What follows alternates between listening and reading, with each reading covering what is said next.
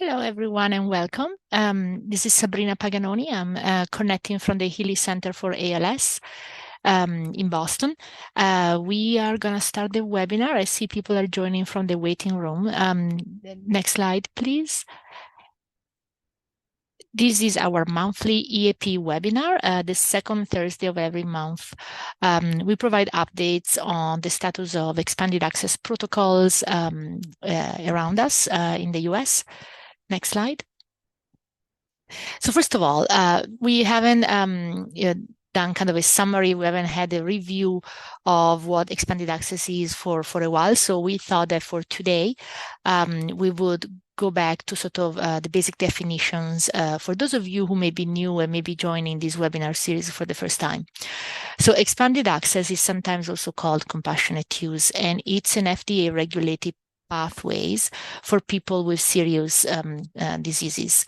And it allows access to an investigational medical product. So that's also known as an experimental drug or something that's not been approved yet for use for the particular indication, for the particular disease. And so that's kind of, the definition by the FDA, and these main rules kind of govern what product can be offered under the expanded access pathway. Next slide. So there are a few requirements for all EAPs. Again, not all drugs can be offered via an EAP. And for sure, what we need to do is to, again, meet these criteria that I just described earlier. In addition, the potential benefit must justify the potential risk. As always, an investigational product can have potential risks, so it's important that there has been at least some testing or some understanding of the potential risks of the product. In addition, another important condition that has to be met is that providing the drug via an expanded access protocol will not interfere with clinical trials. As a reminder, again, these are experimental drugs. These are investigational medical products. Therefore, they have not been approved yet. And so we don't fully know their effects. We don't know if they work. And it's important that in addition to expanded access, there have to be clinical trials that are ongoing separately from the expanded access protocol to be able to tell if the drug works or not. And so the EAPs are essentially a path, an alternative path for people that do not qualify to participate in a clinical trial of that product. And so that's, it's a way for people who don't qualify to have access to the product. But again, the clinical trial needs to continue to go on, and the EAP should not interfere with the clinical trial itself. Now, there are a few categories of EAPs. You may have seen some EAPs being offered to individual patients, meaning only one person obtaining the product. One of the types of EAPs that's been most common in ALS is the so-called intermediate size patient population. That means a small group of patients. Now, there's no defined number, but for example, if we have, let's say, 5 people or 10 people or 20 people or even 200 people being enrolled in an EAP, getting access to an investigational medical product, that would be considered an intermediate size patient population. I would say this is perhaps the one that we have seen most commonly in ALS in recent years because of the Act for ALS, which is a law that was signed at the end of 2021 that allowed for funding to set up these intermediate size patient population EAPs. And that's why we have seen a few of them in the US over the last few years. Now, a separate type of EAP is actually a very large one, also known as treatment protocol. This is often seen in diseases where maybe a drug may have been proven to be effective in a clinical trial, but there may be a few months when, between the trial ending and actual FDA approval. And so it has happened in other areas of medicine that companies have sponsored a large patient population EAP to allow use of the drug in between the clinical trial and the approval. So again, that's the context where this type of framework has been used most often. For ALS, I would say what we have seen most typically is either an individual patient EAP or over the last 5 years or so, intermediate size patient EAPs.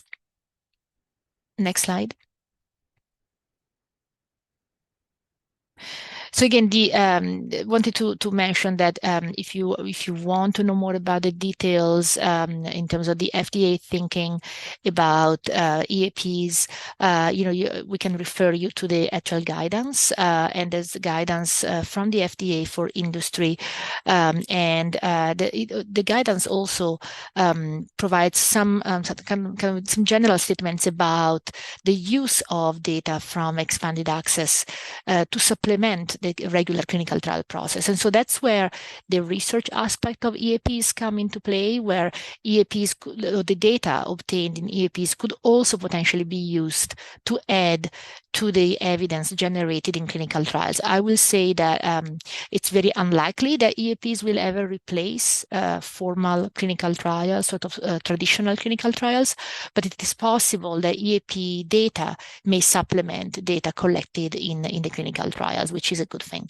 And that's actually why the Act for ALS allowed these EAPs to start, because there was the recognition that the research funding would allow research goals in addition to providing access to the drug itself. Next slide. So again, the Act for ALS was signed at the very end of 2021 to grant funding to perform research on investigational medical products by doing intermediate size EAPs for ALS. And so again, before then, we didn't really have many intermediate size EAPs for ALS. After that, we have seen a few. Still, we're talking of, intermediate size programs. So there will never be enough to offer this type of approach to all people living with ALS. But it's definitely an improvement compared to before, where again, this type of mechanism wasn't available. This is a new opportunity to provide expanded access options and also collect data in parallel to clinical trials. And the way this is administered is by basically is through different grants that are administered by the National Institutes of Health or NIH, and through this grant mechanism and with an annual request for applications, these grants have been disseminated. Next slide. So just to give you a sense of the timeline, as I said before, 2021, the opportunities were very small. Our center had done very few small EAPs before 2021, before the Act for ALS was signed into law. These were like smaller studies, either individual patient EAPs or very small intermediate size EAPs, because those were provided mostly for access without big research goals. Now, we did collect data even in those early EAPs, and we did publish the data and collected valuable information. And so we're very grateful to all the participants because they did help the drug development process even in those early days. However, by definition, they were limited in size and scope. They were made possible by generous donations from foundations or individual donors, and it's really been a great experience to offer that option. But again, because of the setup of the approach, this was limited in scope. Now, things changed after the Act for ALS was signed into law, when a number of EAPs got started between the years 2022 and 2025. So we're listing the 5 grants that were awarded by the NIH in subsequent years. The very first one was the Trialose EAP that was funded in 2022, and then that was followed by the Pridopidine EAP, the RAPA 501 EAP, the CNM-AU8 EAP, and the most recent one is the Ibudilast EAP. So as these grants were funded by the NIH, more and more people could participate in these EAPs, which are all intermediate size EAPs and larger than the previous ones that we have seen in the field. Still, they are still relatively small compared to the number of people living with ALS in the United States. So it's a few hundred people compared to a few thousand people that have ALS. To be clear, these grants were awarded for research. Again, as I said earlier, in alignment with the FDA guidance and the law, these grants fund research by administering EAPs. Next slide. So how do people find out about EAPs? Well, that's definitely been kind of something that's been evolving over the last few years. Because again, until 2022, essentially there were very few EAPs available. But then since then, over the last 3 years or so, a number of resources and tools have been developed to help people navigate this new landscape. We're reporting here a few links. There's definitely a few organizations that provide information. They're listed here on the slide. As always, the best place to start is to ask your doctor and clinical care team. And if they're not familiar with the EAP landscape, they can always reach out to us or use the links that are on this slide. And I do want to point out that these slides are available. The recording of this webinar is available. So if you ever need to kind of get more information and share it with your physician or care team, there will be a possibility also after the end of the webinar. Next slide. So let me just quickly go over a few of these programs, the ones that were funded by the NIH or are still funded by the NIH. So the ones that are still ongoing are the pre-Dopidine EAP. This study is coordinated by our center in collaboration with Prelenia. 32 sites were activated and more than 200 participants enrolled.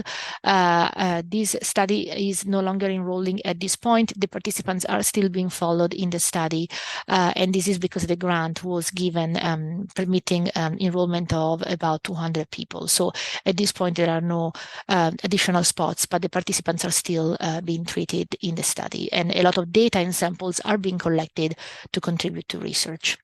Next slide.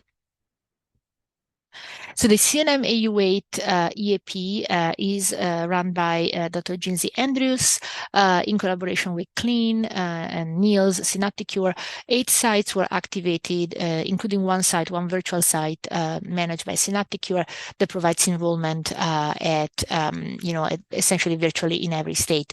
About 180 participants enrolled, and also this study is full, no longer enrolling. However, the participants are still being followed and being treated with the drug while data collection and collection of samples and data is ongoing. Next slide. So the RAPA 501 EAP is still ongoing. It's a little bit smaller in size, targeting 40 individuals. This is managed by our team, my colleagues at NGH, in collaboration with RAPA Therapeutics. The drug here is a little bit different from the previous programs. The other ones that I mentioned are small molecules, so a little bit easier to provide. In terms of RAPA, this is a very interesting, investigational product of reprogrammed stem cells, T cells, but because of the manufacturing, this is smaller because of again, it's a little bit takes a little bit more work and effort to treat each individual. But this is ongoing, going well, and again, we'll see the results over the next few months. Next slide. Another study that's still enrolling is the Abudilast EAP. We had the leader of this webinar, Dr. Oskarsson, join us. He was here recently, last month, for our webinar series. So for more details, I would recommend that you watch the recording of that webinar. Again, this study is ongoing at multiple sites with a target enrollment of about 200 individuals. And we'll definitely have our colleague come back and join us for an update in a few months. Next slide. So before I take your questions, I just wanted to offer a few thoughts about the impact of EAPs on ALS research. So first of all, these EAP programs taught us a lot in terms of how to develop infrastructure for ALS research. So for example, as I mentioned briefly, the CNM AUA EAP leveraged Synapticure as a fully virtual site, allowing remote enrollment across the entire country. And we had Dr. Andrews join us in a previous webinar. If you want to watch the recording or that's also available. I'm sure we'll invite her back as well to provide updates. But this was, again, a great example of how to develop a fully decentralized EAP for ALS. Now, for the predominant EAP that we manage from our hospital, we were able to include a number of new sites, including smaller community hospitals and neurology private practice groups. This has been a great way to build research capacity in centers that typically are not involved in ALS research. I briefly mentioned the RAPA 501 EAP. We also have webinars to explain the product more fully, and I'm sure we'll invite our Dr. Barry and our colleagues who are running the RAPA 501 EAP in the near future to share more. But essentially, this is a cell therapy that requires infusions. And so this has been an important step towards building that type of capability at different ALS centers. And so all of the data and samples that are collected from all the 5 EAPs that I mentioned that are funded by the NIH, everything is being contributed to the same central repository for ALS through the NIH. So I do want to emphasize that all the learnings, and not just the generic learnings, but also the granular data and hundreds, if not thousands of samples are in the process, or some have already been sent, and others will be sent to this central repository, which is going to provide an incredible open access resource for everyone in ALS, doing research on ALS. So I really want to emphasize the importance of the leadership by the NIH in building this repository that will allow researchers worldwide to learn more about ALS. And really, we cannot thank the participants enough. Everyone who has participated or is participating in an EAP funded by this mechanism is directly contributing to research and future progress in ALS. Next slide. And so again, the innovation piece and the research and scientific rigor are also important to mention. Many of these EAPs have pushed the boundaries of what we generally do for ALS studies. Again, lots of options for remote visits, remote collection of data, fully remote enrollment in some cases, and a lot of collection of digital measures and biomarker samples that are all being contributed to this central repository, which will help us build digital twins in the future, will help us develop new biomarkers, lots of potential uses, and we're already seeing that happen thanks to this central repository that's managed by the NIH. The scientific rigor of these EAPs is very high. They're really being conducted with the same level of monitoring and scientific rigor as a regular clinical trial, and that's why they can help supplement data to drug development programs. That's why, again, they're able to provide important research information that can be used to further therapeutic development in ALS. And again, all of this is in alignment with FDA guidance, the one that I mentioned at the beginning, as well as the Act for ALS, the actual law that was written to make it possible for the entire EAP community to contribute to ALS research. I think we have one more slide. And I do want to mention that we are sharing our experience. We and our collaborators are publishing a lot about the use of EAPs to learn more about ALS and how EAPs can make progress for everyone with ALS. And in particular, I would like to highlight our most recent publication where we are reporting the results of the Trialose EAP, which is the very first EAP that was funded by the NIH. All the data, again, is available open access. The data from this particular EAP has already been deposited into the NIH portal, including all the samples. So we're still doing some analysis on additional biomarker samples, but I just wanted everyone to know that again, we already have donated data and samples, and more data and more analyses are in progress right now. And so we are really excited by the fact that this EAP is directly contributing to research and to progress in ALS. I think this was our last slide. So, I'm sorry. No, that's important. Thank you, Catherine and Mimi, for reminding me. We do have a series of web pages and resources for people who want to learn more about EAPs. And I also want to thank our patient advisory committee who helped us so much with these materials. If we can scroll through the slides, we have different pull down these different tabs and nice resources for the field. We're not the only ones who are providing these resources, but we definitely want to help all the other groups that are publishing this information, because we feel like it's so important for people to be aware and informed. And if you have questions or would like us to add more features to our web pages, please let us know. And with that, I also want to share that we are also working in collaboration with many of our other colleagues who are leading EAPs, and please connect with Niels and all the programs that Niels is sponsoring, including a recent webinar earlier this year with my colleagues who are on the slide, that really summarizing what we've learned from EAPs so far. And again, continue to check other websites, because there's lots of great information there. Thank you so much. And I think we can take down this slide. Thank you. And so there's, as always, really great questions in the Q&A. I'll take them. So in terms of so the first question is, how does the NIH determine the funding for an EAP? Well, there is a process.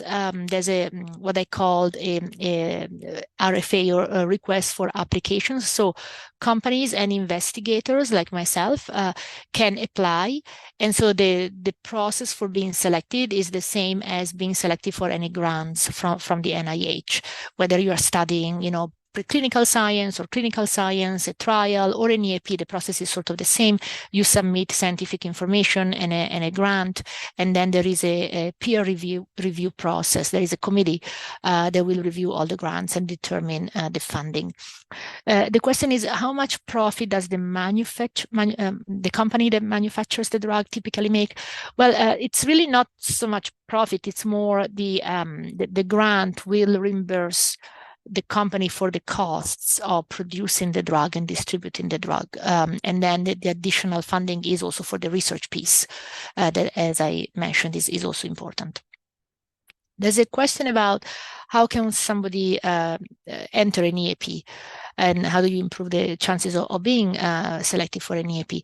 Yeah, I would recommend, again, starting from your care team, and then asking your doctor to connect directly with one of the investigators working on EAPs, and different sites are involved. So hopefully, depending on the site where you are, that there will be a spot from one of the available EAPs at this point. So there's an interesting question about whether there are clinical trials. So if clinical trials are at the same time as the EAP. So the question specifically is, what about companies who intend to launch a clinical trial and an EAP, but then the clinical trial gets delayed for some reason? That's a great question. I mean, ideally, the clinical trial and the EAP would run exactly at the same time. That would be the ideal scenario.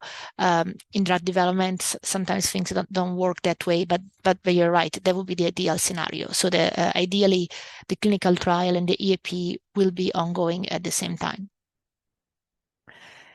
There's a question about the use of off-label studies or repurposed medications by an individual physician. Then I would say, the question is, what are our thoughts, my thoughts about prescribing medications off-label? That's really more a clinical question. So it's not so much a research question. It's more a one-on-one conversation and shared decision-making between a person living with ALS and their or primary care physician or ALS doctor. So there's always risks and benefits. I would say if there is a repurposed medication and that's sort of prescribed off-label, that doesn't necessarily contribute to research because the data is not collected or not shared. Instead, the nice thing about the expanded access is that it also contributes to research. So there's a good question about clinical trials. So how, why is it so difficult to determine if a drug works for ALS? I guess that's the question. And if that is shown to work, how long does it take for that to be approved? Well, that's an important question. I will say, the reason, in my opinion, that it's difficult to develop new drugs for ALS is that we still have a lot to learn about the biology and the mechanisms of ALS. And so we're still not so good at targeting the precise mechanisms. Now, it's been shown that, for example, when you have a great target, like, for example, for people who have SOD1 associated ALS, the drug tofersen that's precisely targeting that DNA change, that's effective. So we need to continue to learn more about the biology and try to target our medications a little bit better, not just for genetic causes, but also for all forms of ALS. And so I think that the research piece that I alluded to, that's part of biomarker studies, that's part of other clinical trials, part of these EAPs. That's why that research piece is so important, because we still have a lot to learn, and only by learning more we can develop better drugs. In other words, the trials will be better, and that will also lead to faster approvals. So the question is, what would be the harm in publishing the results of the EAPs, for example, on a weekly basis or monthly basis?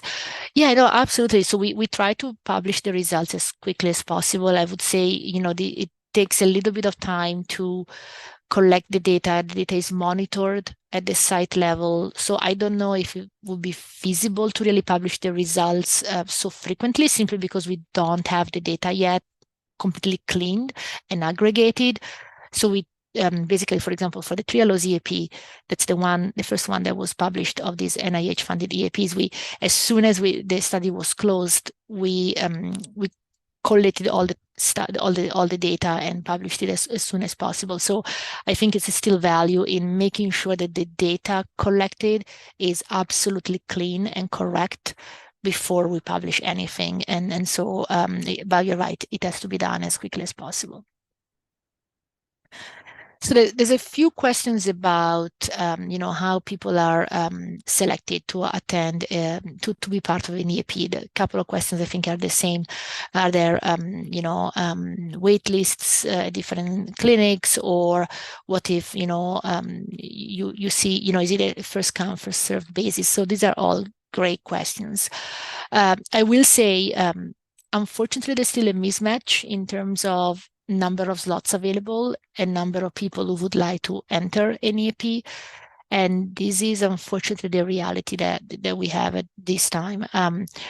Certainly there's been a lot of progress, because again, until 2022, essentially, there were no EAPs, and now with the law, we have a few hundred people that have been part of EAPs. I agree, it's not enough. And this is difficult for sure. I will say, depending on we try to include, or my colleagues also are trying to include as many sites as possible, so that the slots are distributed geographically. In other words, it's not only one center that will offer the spot. So that means that by definition, we'll have, 20 or 30 sites, different clinics, and each of them maybe only have a handful of spots. And so it's really up to the individual clinic to decide. Some clinics have used the first come, first served basis.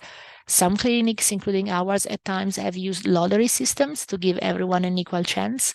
And for other people, it's also, there's also an eligibility question, which I want to also take in with respect to different questions, because there's a question about why do EAPs have some qualifiers? For example, there are some cutoffs for vital capacity or use of medications. Well, the reason is that while EAPs are much more accessible than a clinical trial with much fewer eligibility criteria, there are still some criteria for safety and for drug-drug interactions. And so while they're definitely much more open than a trial, there are still some eligibility criteria to go over. And these are generally for safety or for drug-drug interaction.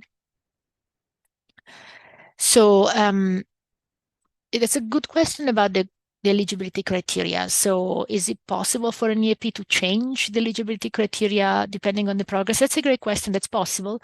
Oftentimes, they fill up so fast that it's not, there's kind of no practical time to make those changes. But you're right. If a program were to continue over a longer period of time, to continue to enroll participants, it potentially, as more experience is accumulated with a certain drug, it's possible that the criteria for entry may be relaxed a little bit more as the study goes on. That's a good point. So how are drugs chosen by the NIH? So the drugs are chosen as a grant with a regular NIH grant mechanism. So whenever you apply for a grant and you send an application to the NIH, whether it's a lab study, a clinical trial, or an EAP, the same process is used. So there's a very sort of formulaic way of submitting grants. It's very strict sort of formatting requirements and level of information that needs to go in. And then all the applications are sort of, again, following the same guidelines and the same level of detail. And then there is an independent peer review process where a committee of people that are not involved, obviously, in the application, but themselves, they're not applying themselves, but they are sort of experts in the area. They choose which ones. And it's actually not just, they don't just choose, they score, they provide grade, they grade the different grants. And then multiple people provide grades or scores. And so depending on sort of how that averages out, the grants that have the higher score are the ones that then are selected. And depending on the availability of funding, one or more could be selected. But again, they are ranked in order based on this sort of review from peers, again, in sort of in order as they are ranked. I think another interesting part of that question, Dr. Paganoni, is the question of, how do you choose which ones move forward, not knowing whether they're effective? And I think that statement in of itself is kind of why expanded access programs exist. So these programs are available even though you don't know the full details about the potential efficacy of a drug. So drugs that there's a little bit of data about it, enough about the safety, enough about the impact on your target population, but you still don't quite know, is this effective for some people, or is it kind of a moot point? So these drugs are in that stage of we don't quite know whether they would be effective. Um, and so the drug just has to have enough data and enough rationale to be included in expanded access, weighing the benefit and potential risk there. Yeah, definitely. So I also wanted to take an important question from someone who said that their care team, their clinic, did not provide much information at all about EAPs or clinical trials. And yes, unfortunately that's something that can happen. So I would say that's why we and others, we're not the only ones, where we're trying to be online as much as possible and provide information.